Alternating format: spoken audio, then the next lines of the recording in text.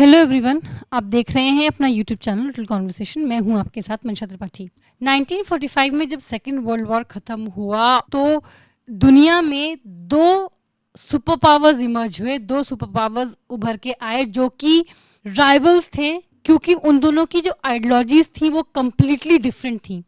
USSR एक ऐसी country थी जो कि मेनली रशिया एंड और छोटे छोटे देशों को बना लेके बनी हुई एक मोनलिथ ब्लॉक थी जो कि मार्क्सवादी कम्युनिज्म को फॉलो कर रही थी एंड कैपिटलिज्म को ख़त्म करना चाहती थी।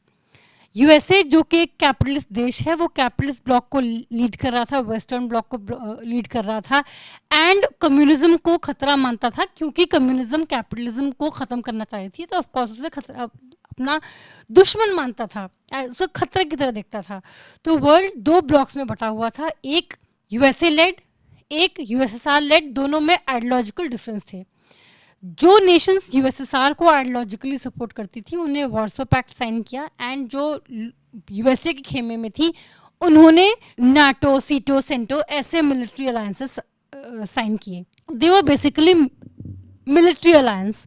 तो ये था कि जो भी यूएसए का स्टैंड होगा वही बाकी कंट्रीज का स्टैंड होगा, एंड जिन्हें वार्सो पैक्ट साइन किया है, जो यूएसएसआर का स्टैंड होगा वही बाकी कंट्रीज का स्टैंड होगा। कुछ कंट्रीज जो आज़ाद हुई उस समय सेकेंड वर्ल्ड वॉर ख़त्म होने के बाद, उन्होंने तो ज्वाइन कर ली मिलिट्री अलायंस दिस वे और दैट वे, जैसे कि पाकिस्तान ने यूएसए का मिलिट्री अलायंस ज्वाइन कर लिया। इंडिया जैसे देश, उनको लगा कि अभी तो आज़ाद हुए हैं, अभी तो अपने कॉलोनियल मास्टर्स की सुन रहे थे, अभी तो अपने मन की करने की आई है, तो अब किसी के साथ मिलिट्री अलायंस साइन कर लेंगे तो उसी की लाइन टो करनी पड़ेगी। So it was not something that independent India was looking forward to. In fact आज़ाद होने से पहले ही 7 सितंबर 1946 को नेहरू जी ने कहा था, we shall make history of our choice. We propose as far as possible to keep away from power politics of groups aligned against one another, which have led in the past to world wars and which may again lead to disasters or even vaster scales. बाद में 1947 में उन्होंने ये बात reiterate करी और बोला, India did not belong to any of the power blocks. India's policy of non-alignment is a positive or dynamic neutralism in which country acts independently and decides its position on each international issue on the merit of the case. ये India ने non alignment as a foreign policy, as an instrument and means of foreign policy को adopt किया to ensure कि हमारी जो newly achieved political independence है वो undermine ना हो जाए। जो नॉन अलाइनमेंट है इसको हम पॉजिटिव नॉन अलाइनमेंट भी कह सकते हैं, क्योंकि it was not just neutrality और आइसोलेशनिज्म कि हम बस किसी भी मुद्दे पे कोई व्यू नहीं रखेंगे। नहीं, न्यूट्रलिटी इज बेसिकली कि हम आज एक वॉर में हैं, आज दो लोग लड़ रहे हैं, हम न्यूट्रल हैं, हम दोनों वॉर्स में नहीं लड़ेंगे। न्यूट्रलाइज्ड हिज परमानेंट न्यूट्रलिटी की हम कभी भी किसी वॉर का हिस्सा नहीं बनेंगे, जैसे कि स्विट्जरलैंड और ऑस्ट्रिया है, ये कभी भी किसी कॉन्फ्लिक्ट का हिस्सा नहीं होते। या आइसोलेशनिज्म जो कि यूएसए था बिफोर फर्स्ट वर्ल्ड वॉर, की दुनिया में कुछ भी होता रहे हम अपने शेल में रहेंगे, ये नॉन अलाइनमेंट नहीं था। Non alignment was positive non alignment कि हम ब्लॉक पॉलिटिक्स को इवेट करेंगे, we will not be tied down with one bloc, लेकिन हम वर्ल्ड पॉलिटिक्स में क्या हो रहा है उससे अपनी नज़र भी नहीं फेरेंगे, हम मुंह भी नहीं मोड़ेंगे। We will have a own stand on a particular issue based stand होगा हमारा, कि हमारा नेशनल इंटरेस्ट कैसे सर्व होता है और हमारा उस पर्टिकुलर इशू पे क्या स्टैंड है, हमारे लिए क्या सूट होता है। Non-alignment was freedom to decide the course of action that a country wishes to adopt in relation to world politics. हमने किसी भी सुपर पावर को अपने देश में मिलिट्री बेस एस्टैब्लिश करने से मना कर दिया था, एंड दस हम नॉन अलाइनमेंट हमारे लिए एक कॉन्सेप्ट था ऑफ इंडिपेंडेंस ऑफ एक्शन। आखिर हमने नॉन अलाइनमेंट क्यों अडॉप्ट किया, वजह क्या थी? एक, ऑफ कोर्स कि हम नए नए आज़ाद हुए थे और अपनी we did not want to lose a freedom of decision making, किसी की लाइन नहीं टो करना चाह रहे थे। इकोनॉमिक डेवलपमेंट हमें चाहिए था, हमें दोनों ब्लॉक से इकोनॉमिक सहायता चाहिए थी। हम किसी एक ब्लॉक को ज्वाइन कर लेते थे, दूसरा हमें इकोनॉमिकली हेल्प नहीं करता, और इस तरीके की, और ये हम अफोर्ड नहीं कर सकते थे। We wanted help from both the sides. India also, क्योंकि हम नए नए आज़ाद हुए थे, हम लोग बहुत कॉन्सिक्वेंशियल पावर तो उस समय थे नहीं, लेकिन किसी एक ब्लॉक को ज्वाइन करके किसी एक ग्रेट पावर का अपेंडेज बन के भी नहीं रहना चाह रहे थे। इसलिए हमने कहा कि अगर हम एक ऐसा ब्लॉक एक ऐसी मूवमेंट बनाते हैं जो कि दोनों की तरफ नहीं है, एक अपना independence course of action follow करता है, तो it will help us make a important global player at the world stage, important player at the world stage. So it will not compromise the future role of an acknowledged great power. Ideologically भी हम किसी एक खेमे में जाके नहीं align हो सकते थे, क्योंकि वेस्टर्न ब्लॉक में तो इंपीरियल कॉलोनियल पावर्स थे ही। यूके हमारा कॉलोनियल मास्टर था, उसने हमें 200 साल तक गुलाम बना के रखा था। यूएसए भी रेसिज्म प्रैक्टिस करता था, जो वेस्टर्न ब्लॉक था उसमें रेशियल डिस्क्रिमिनेशन बहुत रैम्पेंट थी। एंड यूएसएसआर जो कम्युनिज्म की पॉलिसी फॉलो करता था, of course Nehru ji socialism and communism से इंस्पायर्ड बहुत थे, लेकिन जिस तरह का कम्युनिस्ट मोनोलिथ सोवियत यूनियन बनाना चाहता था, उस तरीके के मोनोलिथ में जवाहरलाल नेहरू यकीन नहीं करते थे। सो आइडियोलॉजिकली एंड इमोशनली भी हम किसी एक खेमे में नहीं जाके अलाइन हो पाए, क्योंकि दोनों ही की जो आइडियोलॉजी थी वो हम लोग से अलाइन, हमारे वे ऑफ थिंकिंग और वैल्यूज से अलाइन नहीं कर रही थी, इंडियन वैल्यूज से अलाइन नहीं कर रही थी। Nehru ji being an idealist, वो ऐसा कोई कदम नहीं उठाना चाह रहे थे जो एग्जिस्टिंग ग्लोबल टेंशंस को एग्रेवेट करे। वो उनकी इच्छा थी वर्ल्ड पीस में कंट्रीब्यूट करना, एंड किसी एक ब्लॉक को ज्वाइन करना, तो वो तो it was like adding fuel to the fire. वो इसलिए ऐसा मूवमेंट, एक ऐसा ब्लॉक, एक ऐसी ग्रुप ऑफ कंट्रीज चाहते थे जो कि इंटरनेशनल पीस को एस्टैब्लिश करने में यकीन करे और हेल्प करे कि how to promote international peace and peaceful coexistence. And lastly, जो डोमेस्टिक पॉलिटिक्स थी, उस समय हम नए नए आज़ाद हुए थे कि पॉलिटिकल इंस्टेबिलिटी बहुत थी यहाँ पे, तो ऐसा लग रहा था कि कभी किसी एक ब्लॉक में ज्वाइन किया तो यहाँ पे पॉलिटिकल कंट्रोवर्सी हो सकती है और इंडिया में इंस्टेबिलिटी हो सकती है, there can be instability in the country. इसलिए इंडिया ने लॉन्च किया नॉन अलाइनमेंट मूवमेंट इन 1961। 1955 में जब बांडुंग कॉन्फ्रेंस हुई थी, that set the stage for launching the non alignment movement in 1961। आज की तारीख में नाम जो है नॉन अलाइनमेंट जो ग्रुपिंग है, इसमें 120 कंट्रीज हैं, and it is the second largest international grouping after United Nations. इसके जो ऑब्जेक्टिव्स थे वो थे to help countries achieve self-determination, national independence, to safeguard state sovereignty and territorial integrity, anti-imperialism. It was against apartheid. It was against military alliance. It believed in non-interference other countries' internal matters. It believed in peaceful coexistence, no use or threat of use of force. There should be economic cooperation based on equality, socio-economic development, peaceful resolution of conflict. ये इसके कुछ objectives and principles थे नाम के। शुरुआत में हम लोग जो नाम था, हम अलाइन किसी से नहीं थे, हमारा पैक्ट किसी एक ब्लॉक से नहीं था, लेकिन कहा जाता है कि we were tilted towards USA, जो वेस्टर्न ब्लॉक था उसकी तरफ हमारा एक झुकाव था। India remained generally quite over the ongoing anti imperialist struggles in Malaysia and Indo China and supported the UN decision that north Korea had committed aggression. इसकी वजह से सोवियत लीडर्स हमसे खासी नाराज भी थे, खुश नहीं थे। जो स्टालिन उस समय यूएसएसआर के लीडर थे, he expressed disapproval on India stand. हालांकि 1954 आते आते ये सिचुएशन बदलने लगी, क्योंकि एक नेहरू जी ने चाइना के साथ रिलेशनशिप अच्छे करने की कोशिश करी, पंचशील एग्रीमेंट साइन किए, हिंदी चीनी भाई भाई जैसे स्लोगन्स दिए, एंड प्लस जो पाकिस्तान था वो वेस्टर्न ब्लॉक में ज्वाइन हो गया, सीटो उसने साइन कर लिया, जिसकी वजह से इट वाज इट मतलब यूएसए ने उसको बैक किया। इट मेंट कि पाकिस्तान ज़्यादा मिलिटरीली स्ट्रेंथेंड होगा क्योंकि it will be US backed and US will supply arms and weapons to Pakistan. इसके एक ऐसा देश जो हमारे पड़ोस में है और हमसे अनफ्रेंडली है, उसको यूएसए की बैकिंग मिल गई। इसकी वजह से हम लोग यूएसएसआर की तरफ टिल्ट होने लगे। नैम जो मूवमेंट है उसको एक मेजर रूड शॉक लगा when in 1962 China invaded India.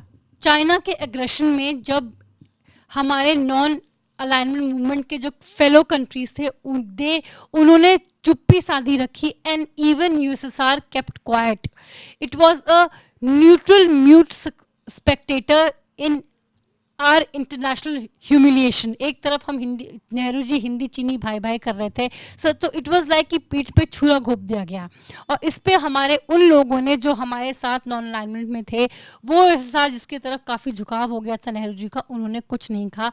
And जाहिर सी बात है इसकी वजह से कहीं ना कहीं इंडिया फिर से यूएसए की तरफ, वेस्टर्न ब्लॉक की तरफ झुकने लगा।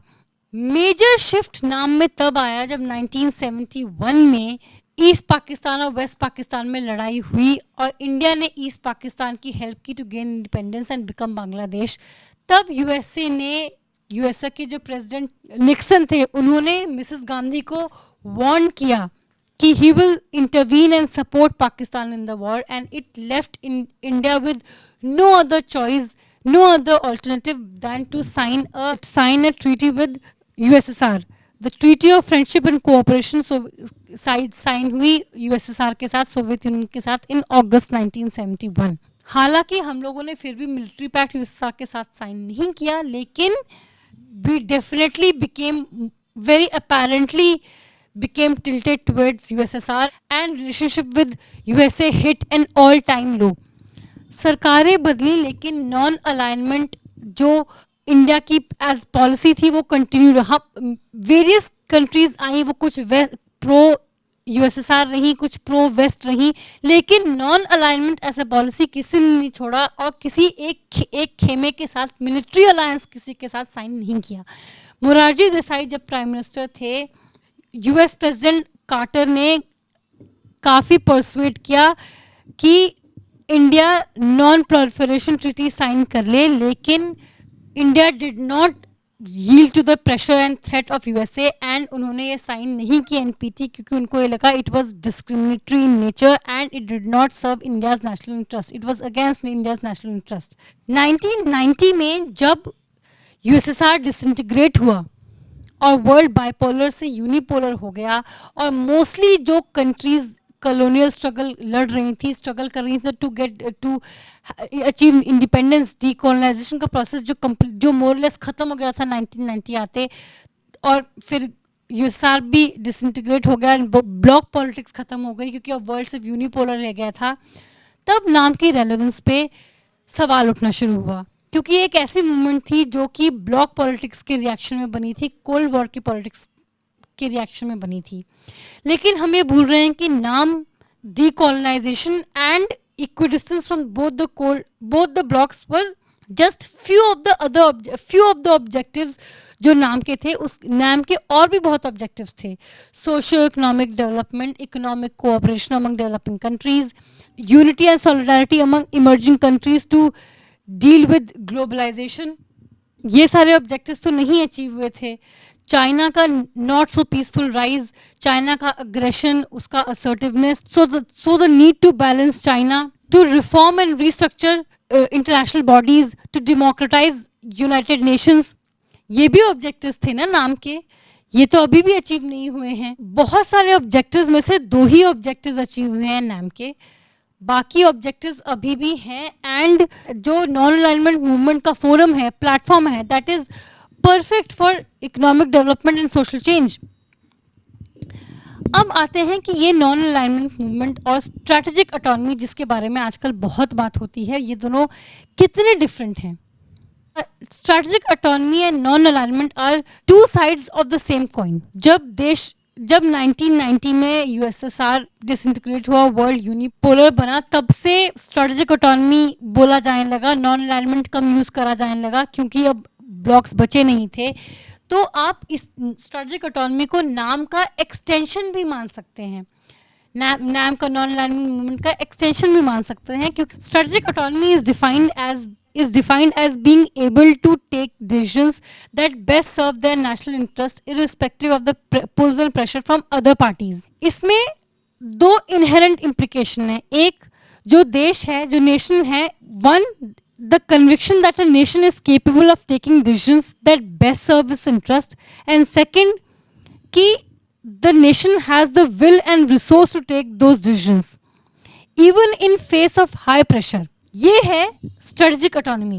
एक तरीके से it is a more aggressive form of non alignment, जहां पे हमें उस समय नॉन अलाइनमेंट के टाइम पे जो रिलेशनशिप था इन ब्लॉक्स के साथ, जो यूएसए और यूएसएसआर के साथ जो हमारे जो भी रिलेशनशिप थे, दैट वर हेवली लॉपसाइडेड। हमें उनकी ज़रूरत थी इकोनॉमिकली डेवलप करने के लिए। आज की तारीख में it's a relationship of equals. हमें जितनी ज़रूरत है रशिया यूएसए की, यूएसए को भी उतनी ही ज़रूरत है इंडिया की, यूएसए या रशिया को भी उतनी ही ज़रूरत है इंडिया की। So it's more less give and take. So आप ये कह सकते हैं कि strategic autonomy is a more assertive form of non alignment movement. अब हम इक्वल फूटिंग पे हैं विद अदर ग्लोबल पावर्स। इसको हम मल्टी अलाइनमेंट का नाम भी दे सकते हैं। Multi alignment is a series of parallel relationships that strengthen multilateral partnerships and seek a common approach among the groupings towards security, economic equity and elimination of existential dangers like terrorism. हालांकि world आज की तारीख में bipolar नहीं है, लेकिन unipolar भी नहीं है। USA is no longer that hegemon जो 1990 में यूएसएसआर के डिसइंटीग्रेशन के बाद वो उभर के आया था। China has risen as an economic power and it is the second largest economy and it is seeking to challenge USA at least economically.